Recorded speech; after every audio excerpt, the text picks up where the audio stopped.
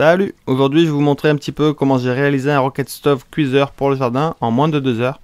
Alors juste pour ceux qui ne savent pas ce qu'est un rocket stove, en gros c'est un moyen voilà, c'est un cuiseur, donc c'est un moyen de cuisiner avec du bois, mais en consommant vraiment très peu de bois et pour une très bonne combustion. Voilà, j'avais quasiment pas de perte, très peu de fumée, si je m'en sers bien quoi. Et ben c'est parti!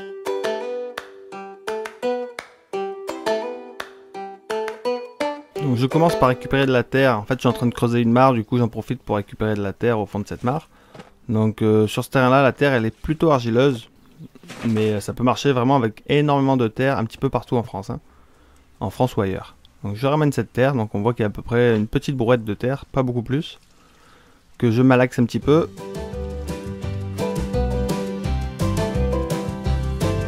J'humidifie encore un petit peu parce que même si c'était au fond d'une mare, c'était pas assez mouillé, et je remalaxe, j'essaye de faire en sorte qu'il n'y ait quasiment plus de grumeaux.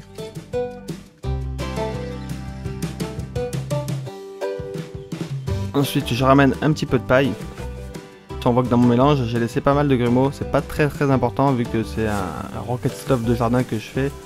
Le but c'est que ce soit rapidement fait et rapidement efficace. C'est un peu plus facile de mélanger carrément sur le bois. Et je vais faire une espèce de dalle de 5 cm d'épaisseur.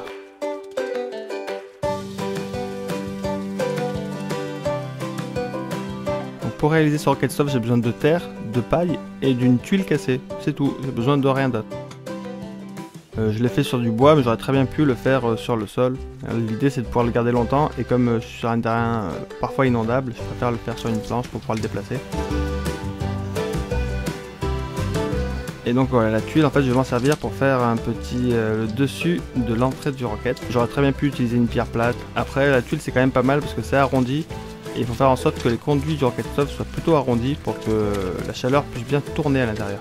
Et ensuite je bâtis mon rocket stove uniquement avec la terre et de la paille. Alors, je ne l'ai pas posé directement à même le sol non plus parce que je ne sais pas encore quelle place je vais lui donner. Donc sur des planches c'est pas mal, on peut le déplacer plus tard.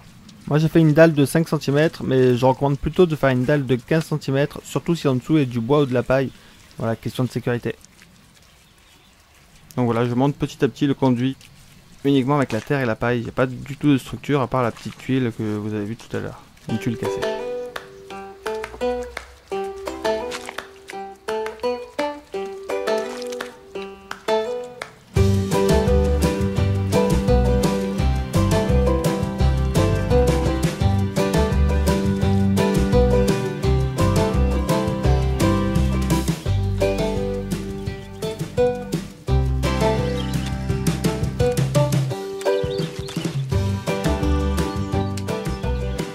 Ensuite, avant d'allumer le premier feu, j'ai attendu quand même 4-5 heures.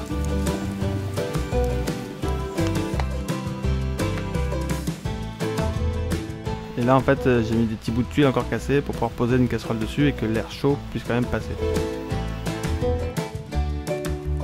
Donc voilà, on met un feu à l'entrée du rocket, la flamme part à l'horizontale, et il va y avoir une double combustion, et du coup ça va consommer vraiment très peu de bois pour une très bonne chaleur au niveau de la casserole. Donc c'est vraiment hyper efficace. Et on voit qu'il y a très peu de pertes, très peu de fumée.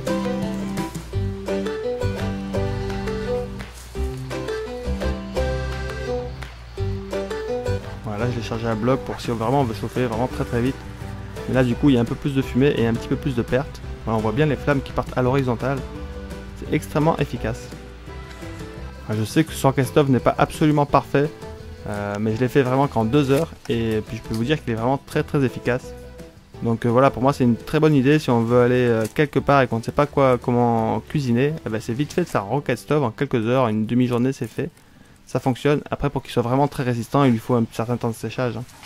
Et puis même dans l'idéal, si vous voulez en faire un durable, il vaut mieux le laisser sécher tranquillement sans lui mettre des flammes à l'intérieur.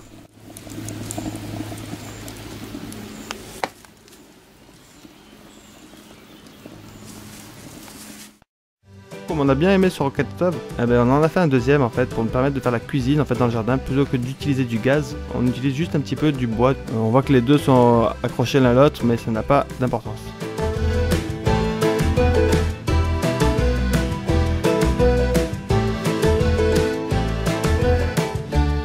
Voilà, je vous remercie d'avoir suivi cette toute petite vidéo et je vous dis à bientôt. Ciao ciao.